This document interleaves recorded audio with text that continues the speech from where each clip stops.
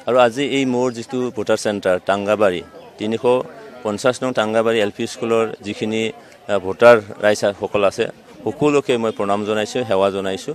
নিজৰ নিজৰ ভোটাধিকাৰ যাতে সকলোমে যাতে শান্তিপূৰ্ণভাৱে যাতে ভোটাধিকাৰ সাব্যস্ত কৰিব পাৰে তাৰ বাবে মই অনুৰোধ জনাইছোঁ। বতৰ বেয়া বুলি নকওঁ, কাৰণ বতৰটো আজি সহায়হে কৰিছে, কিয়নো ইমান দিন গৰমত ছটফটাই আছিলে, কিন্তু আজি বৰষুণটো দিয়াৰ পিছত শান্তিভাৱে একেবাৰে মানে ভাল এটা মানে পৰিৱেশত আজি ভোটাধিকাৰসকলে নিজৰ ভোটাধিকাৰ সাব্যস্ত কৰিব পাৰিব। মই ইয়াত দেখিছোঁ যে NDA হিচাপে আমি যেনেকৈ মই ক'ব খোজোঁ যে ব্ৰহ্মা বিষ্ণু মহেশ্বৰ তিনিটা দেৱতা লগ লাগি যেনেকৈ লগ লাগিলে যেনেকৈ কোনো শক্তিয়ে পৰাভূত কৰিব নোৱাৰে, আমাৰ এই NDA হিচাপে আমি অসমত তিনিটা দল আছোঁ, UPPL, BJP আৰু অগপ। এই তিনিটা দল য'ত লগ লাগিছে তাত আমাক পৰাভূত কৰিব পৰা কোনো শক্তি নাই। ইয়াত মই দেখিছোঁ যে NDA হিচাপে য'ত মোক মানে ৰাইজৰ যিখিনি সঁহাৰি, এই সঁহাৰিয়ে সঁচাকৈ আমি দাঁতিকৈ ক'ব পাৰোঁ, মই দাঁতিকৈ ক'ব পাৰোঁ যে 70% ভোটদান আজি মই লাভ কৰিম আৰু তেনেকৈ একেবাৰে পাৰ এটা ডিফাৰেঞ্চ আমি জয়ী হ'ম। কোৱা কথা আৰু সত্যটো মানে ক'ৰবাত লুকাই আছে।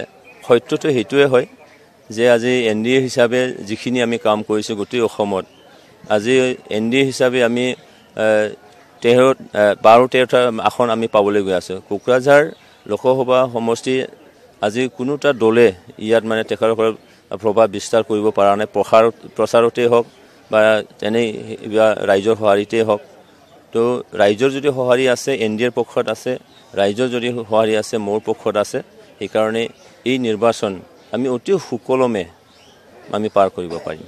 যোৱা 3টা বছৰ আগত বিগত চৰকাৰৰ দিনত যিখিনি এই মানে গোটেই তেতিয়া BTC আছিলে, BTAD, বৰ্তমান BTR, এই অঞ্চলত মানুহৰ নিৰাপত্তা নাছিলে, নিৰাপত্তাহীনতাত মানুহে ভুগিছিলে, মানে জীৱনৰ নিৰাপত্তা, সম্পত্তিৰ নিৰাপত্তা মানুহে ভুগিছিলে, যাৰ কাৰণে এটা পৰিৱেশ আছিল য'ত বড়োবৰ এটা ৰাজনীতিও আছিলে, বিভেদকামী এটা ৰাজনীতিও আছিলে, কমিউনেল এটা ৰাজনীতিও ইয়াত চলিছিলে। কিন্তু আমাৰ চৰকাৰ অহাৰ পিছত প্ৰমোদ বৰা ডাঙৰীয়া এই BTRৰ শাসনভাৰ চম্ভালাৰ পিছত মুখ্যমন্ত্ৰী ডাঙৰীয়া তেখেতে মুখ্যমন্ত্ৰী হোৱাৰ পিছত এই অঞ্চল আজি শান্তি এটা অঞ্চল হৈ গ'ল, শান্তিত পৰিণত হ'ল।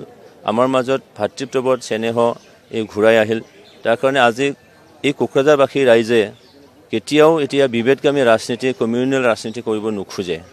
আৰু এটা কথাটো সত্য যে আজি সমষ্টি পুনৰ নিৰ্ধাৰণত য'ত য'ত মানে GSP হিচাপে ভোটদান লাভ কৰিছিল, যেনেকৈ তামোলপুৰ সমষ্টি এতিয়া মানে দৰং ওদালগুৰি গ'লগৈ, ইফালে বৰমা 45,000 ভোট মানে বৰপেটাত গ'লগৈ, ভৱানীপুৰ, সৰবক আৰু ইফালে গোসাইগাঁও, তামাৰহাট, এই গোটেইখিনি মিলি দেখা যায় যে প্ৰায় 3 লাখ ভোট আজি মানে ধুবুৰী, বৰপেটা আৰু দৰং ওদালগুৰিত গ'লগৈ।